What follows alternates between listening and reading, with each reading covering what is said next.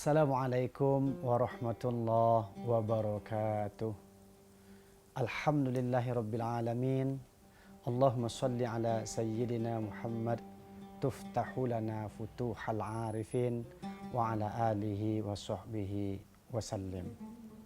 Pemirsa TV El Sinta yang dimuliakan oleh Allah Subhanahu wa taala, kembali bersama dengan saya Ustadz Darmawan.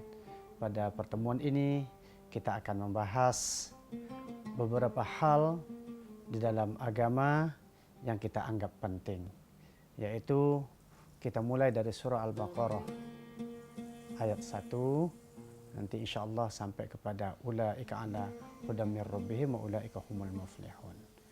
Qala Allah Ta'ala fil Qur'anil Karim, a'udzubillahi minasyaitonir rajim. Bismillahirrahmanirrahim. Alif Lam Mim. Untuk Alif Lam Mim ini hanya Allah yang tahu. Tetapi sebagian ulama ada yang menafsirkan di dalam kitab Ibnu Katsir, alifnya itu berarti Allah.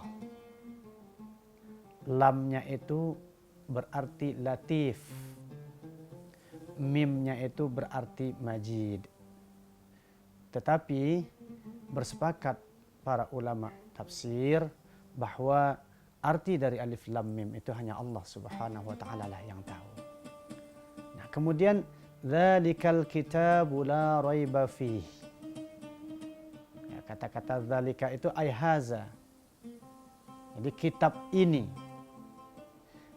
ini tidak ada keraguan di dalamnya. Jadi hanya satu-satunya kitab suci yang ada di dunia ini yang berani menyatakan bahwa di awal kalimat itu tidak ada keraguan. Kita ketahui bahwa kalau para penulis buku, ya, mereka pasti menulis di akhir bukunya itu mohon koreksi, mohon masukan, mohon saran untuk perbaikan buku kami berikutnya. Tetapi lain hal dengan Al-Quran. Dzalikal kitabu la raiba fih. Ya, di dalam kitab ini tidak ada keraguan. Allah sampaikan di awal. Maka ada beberapa dari saudara-saudara kita di luar Islam, mereka penasaran dengan ayat ini. Kok bisa? Kok berani? Ya. Pertama kali menyatakan bahwa ya, di dalam kitab ini tidak ada keraguan. La raiba fih. Kemudian hudan lil muttaqin, petunjuk bagi orang-orang yang bertakwa. Jadi Al-Quran merupakan kalam Allah yang diturunkan oleh Allah Subhanahu wa taala kepada Nabi Muhammad melalui malaikat Jibril. Turunnya secara berangsur-angsur, dimulai dari surah Al-Alaq ayat 1 sampai 5, kemudian diakhiri dengan surah Al-Maidah ayat 3. Dianggap ibadah membacanya, baik kita tahu artinya maupun tidak tahu artinya. Ini merupakan keagungan Al-Quran, adalah merupakan kalam Allah. Kalau seandainya kita di dalam kehidupan itu menemukan beberapa permasalahan di dalam hidup, kita sedang ada masalah, sedang kesulitan, segeralah berkomunikasi dengan Allah. Bagaimana caranya untuk berkomunikasi dengan Allah? Bacalah kalam Allah. Itu kalam Allah merupakan obrolan Allah. Kita katakan kalam, ucapan. Berarti kalau ucapan, berarti itu adalah pembicaraan Allah Subhanahu wa ta'ala. Nah, ketika kita ingin berbicara dengan Allah, maka bacalah kalam Allah. Bacalah Al-Quran. Terus bagaimana cara membaca Al-Quran, wahai Ustaz? Membaca Al-Quran itu adalah, yang paling bagus itu adalah istiqomah. Hari ini baca, besok baca. Untuk masalah waktunya, kita yang menentukan. Mungkin kalau seandainya ada yang mau baca Al-Quran itu habis maghrib sampai waktu isya, ya baca Al-Quran. Tapi setiap habis salat maghrib, baca Al-Quran. Atau dia menggunakan jumlah 2 lembar setiap maghrib. berarti setiap malam dia baca 2 lembar. Apapun tantangannya, apapun halangannya, dia berusaha untuk tetap membaca Al-Quran itu 2 lembar setiap malam. Atau ada orang yang membuat jadwal untuk dirinya. Dia baca Al-Quran itu 1 juz per hari. Tetapi ini berlaku untuk dirinya. Dia baca 1 juz setiap hari. Tapi yang diharapkan oleh Allah Subhanahu wa Ta'ala adalah istiqomahnya di dalam membaca itu. Mungkin bagi sebagian orang 1 juz setiap hari itu terlalu berat. Dan mungkin juga bagi sebagian orang mereka 1 juz itu terlalu ringan baginya. Ada sebagian manusia membaca 1 lembar setiap hari itu berat baginya. Tetapi bagi sebagian orang itu sangat-sangat ringan. Maka dzalikal kitabu la raiba fih. Kitab ini tidak ada keraguan di dalamnya. Maka ketika kita ingin dekat kepada Allah, bacalah Al-Quran. Bacalah kalam Allah. Ini merupakan mukjizat yang luar biasa yang diberikan kepada Nabi Muhammad sallallahu alaihi wasallam. Pemirsa TV El Sinta yang dimuliakan oleh Allah Subhanahu wa Ta'ala, kita akan kembali setelah break berikut ini.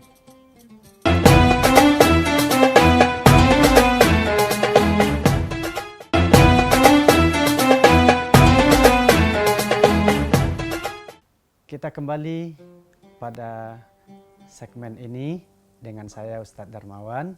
Lanjutan dari yang sebelumnya, yaitu dzalikal kitabu la raiba fih hudal lil muttaqin. Jadi Al-Quran ini tidak ada keraguan di dalamnya. Dia sebagai petunjuk bagi orang-orang yang bertakwa. Jadi bertakwa itu bagaimana? Ya, yaitu mereka yang itu soirina ila taqwa. Ya, mereka kembali kepada takwa.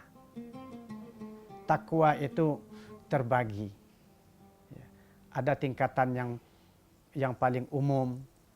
Tingkatan yang paling umum adalah definisi takwa. Menjalankan perintah Allah, meninggalkan larangan. Kemudian naik sedikit ya, takwanya, yaitu untuk perintah-perintah Allah yang bersifat wajib. Itu sudah dia lakukan. Tetapi dia melakukan satu amalan-amalan sunnah. Sehingga apa? Amalan sunnah ini dia anggap wajib untuk dirinya sendiri. Tetapi tidak berlaku wajib bagi manusia yang lain. Dia yang mewajibkan dirinya sendiri. Misalnya dia istiqomah baca Al-Quran 2 lembar setelah salat maghrib. Maka dia wajibkan untuk dirinya itu baca 2 lembar setiap setelah salat maghrib sampai meninggal dunianya. Jadi ketika dia itu mempunyai satu amalan, ada amalan yang diandalkan olehnya. Ada orang yang mengandalkan amalnya dari bacaan Al-Qur'annya. Kalau kita tidak sanggup untuk baca Al-Quran, ada yang mengandalkan amalannya itu dari puasa Senin Kamisnya. Dia istiqomah sampai meninggal dunia. Ada yang salat 5 waktunya. Ada yang qobliyah ba'diyahnya, salatnya. Itu dijaga. Sampai dia meninggal dunia. Ada yang suka sedekah. Dia setiap hari bersedekah. Ustadz, kapan waktu bersedekah itu yang paling bagus? Semua waktu untuk bersedekah itu bagus. Namun kalau saya secara pribadi itu lebih suka itu setelah salat subuh. Sebagaimana dicontohkan oleh para alim ulama, orang-orang tua kita dahulu. Setelah salat subuh, kemudian langsung cari siapa saja yang ingin kita berikan ya, sedekah itu. Kita berikan berbentuk makanan, kita beri berbentuk uang, atau kita berikan pakaian. Yang penting pembuka hari kita sudah bersedekah. Ya, kita berikan kepada orang-orang yang membutuhkan. Insya Allah nanti Allah akan mudahkan hari-hari kita. Ya, berikut-berikutnya juga dengan berkat sedekah itu. Tetapi ketika ini menjadi amalan unggulan, bersedekahlah sampai kita meninggal dunia. Nanti ketika kita di akhirat ada amalan yang kita andalkan. Ya Allah, dahulu saya rajin bersedekah ya Allah. maka kita minta kepada Allah bisa masuk ke dalam surganya itu melalui pintu surga, yaitu yang dinamakan dengan kita bisa lewat dengan amalan-amalan sedekah kita. Kemudian Al-Quran ini tadi adalah sudah tidak ada keraguan di dalamnya, petunjuk bagi orang yang bertakwa. Kemudian alladzina yu'minuna bil ghaib, yaitu orang-orang yang beriman dengan yang gaib. Yu'minuna ay yusaddiquna. Yu'minuna beriman, ay yusaddiquna berarti membenarkan. Bil gaib yaitu dengan yang gaib. Apa itu yang gaib? Bima ghaba anhum, yaitu yang gaib di antara mereka itu yaitu minal ba's, yaitu dari kebangkitan. Kemudian wal jannah, surga. Wan nar, dan neraka. Ini yang gaib, yang tidak bisa kita lihat ya dengan kasat mata kita sekarang. Kita tidak bisa melihat surga, kita tidak bisa melihat neraka, tetapi wajib hukumnya untuk mengimani bahwa surga itu ada dan neraka itu ada. Alladzina yu'minuna bil ghaib, gitu ya. Nah, kemudian setelah mereka itu beriman kepada yang gaib, wa yuqimunas shalah, mendirikan salat. Ada perbedaan antara mendirikan salat dengan melaksanakan salat. Ya, kalau mereka itu melaksanakan salat sekedar menggugurkan kewajiban. Namun mendirikan salat berarti ay ya'tuna bihuquqiha, yaitu dia ya mendirikan salat, mendatangkan salat itu bihuquqiha dengan hak-haknya salat. Ada syarat dan rukun. Takbirnya, kemudian ada tumakninahnya, itu terpenuhi, khusyuknya, ya. Kemudian merendahkan dirinya di hadapan Allah, khudu'. Kenapa demikian? Karena salat ini luar biasa. Ya. Amalan-amalan para malaikat terkumpul di dalamnya. Ya, ketika Rasulullah SAW melihat ada malaikat yang dia ibadahnya itu ruku, semenjak diciptakan oleh Allah sampai hari kiamat dia ruku saja. Ada makhluk Allah bernama malaikat diciptakan oleh Allah, semenjak dia diciptakan sampai hari kiamat dia sujud saja. Ketika Rasulullah SAW itu Isra dan Mi'raj, naik ke atas, kemudian berdoa kepada Allah, ya Allah, kumpulkan ibadah para malaikat itu di dalam ibadahku dan di dalam ibadah umatku. Pemirsa TV El Sinta yang dimuliakan oleh Allah Subhanahu wa Ta'ala, kita break sebentar dan kita akan kembali pada segmen berikutnya.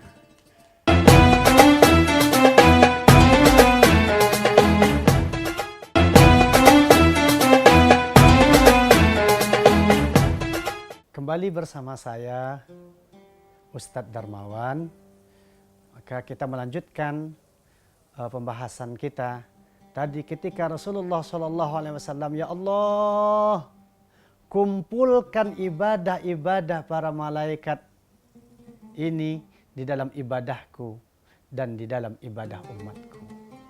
Maka Allah Subhanahu wa Ta'ala memberikan perintah salat kepada Nabi Muhammad dan juga kepada umat Nabi Muhammad SAW.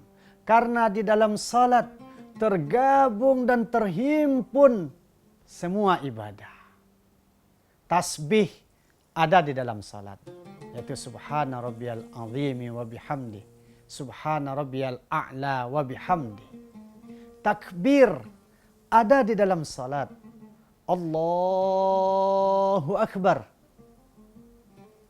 Ada takbir, ada tasbih, ada solawat di dalam salat.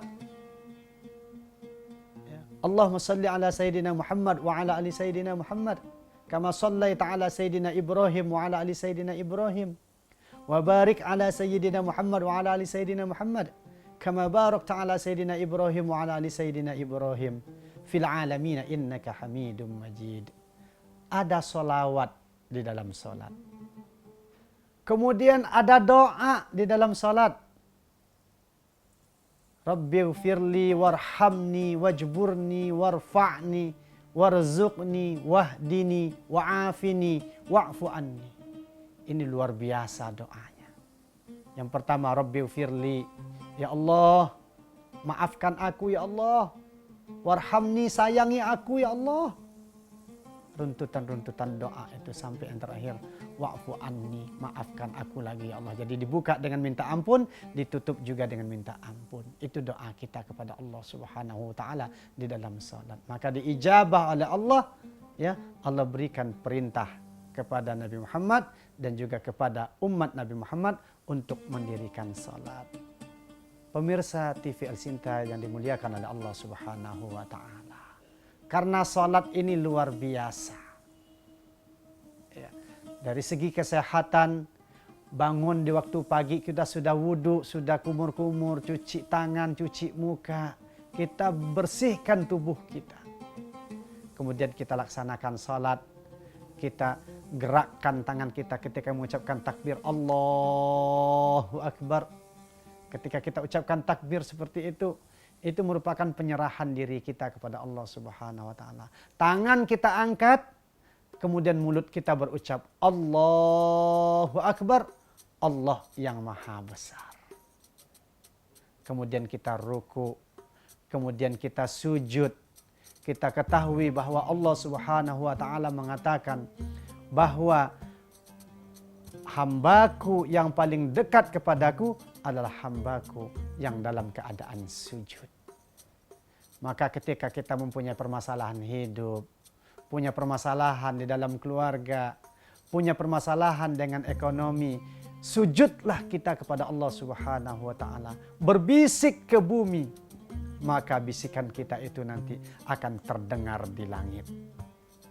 Maka Allah Subhanahu wa taala mengatakan, orang yang paling dekat, hamba yang paling dekat kepadaku adalah hambaku yang dalam keadaan sujud. Alladzina yu'minu wa yuqimunas shalah. Wa yuqimunas shalah, mendirikan salat. Kemudian alladzina yu'minuna bil ghaib wa yuqimunas shalah wa mimma razaqnahum yunfikun. Dan mereka itu atas rezeki mereka itu berinfak. Ya, mereka keluarkan rezeki. Ketika mereka mendapatkan rezeki dari Allah, maka tanda syukur mereka keluarkan rezeki itu diberikan kepada orang-orang yang membutuhkan. La in syakartum la azidannakum wa la in kafartum inna adzabi lasyadid. Jika engkau wahai hambaku bersyukur atas nikmat yang aku berikan kepada engkau wahai hambaku, maka sungguh aku akan tambah nikmat itu. Tetapi jika ingkar, ingat ya, azabku sangat pedih. Maka wa mimma razaqnahum yunfikun. Kemudian kemudian lanjutan dari ayat-ayat itu adalah walladzina yu'minuna bima unzila ilaika. Kemudian beriman kepada apa yang telah diturunkan kepadamu, yaitu Al-Quran. Ya, mu di sini kembalinya kepada Nabi Muhammad SAW. Dan kemudian juga beriman kepada apa-apa yang telah diturunkan sebelumnya, yaitu Taurat, Zabur, dan Injil. Maka mereka-mereka ini yang beriman gitu ya kepada Al-Quran, kemudian beriman kepada Taurat, Zabur, dan Injil, maka mereka itu disebut dengan ulaika ala hudam mir rabbihim wa ulaika humul muflihun. Dari sifat-sifat itu tadi ya, beriman kepada yang gaib, kemudian mendirikan salat, kemudian mereka beriman kepada Al-Quran, beriman kepada Taurat, Zabur, dan Injil, kemudian apa yang mempunyai rezeki mereka infakkan, mereka itulah orang-orang yang beruntung. Orang-orang yang beruntung itu adalah mereka an-najuna minan nar, terhalang dari neraka, dan mereka itu akan masuk ke dalam surganya Allah Subhanahu wa taala. Pemirsa TV Al Sinta yang dimuliakan oleh Allah Subhanahu wa taala, saya kira sampai di sini pertemuan kita pada kali ini. Mudah-mudahan manfaat bagi kita semuanya. Amin. Allahumma amin. Wallahu muwaffiq ila aqwamit thoriq. Assalamualaikum warahmatullahi wabarakatuh.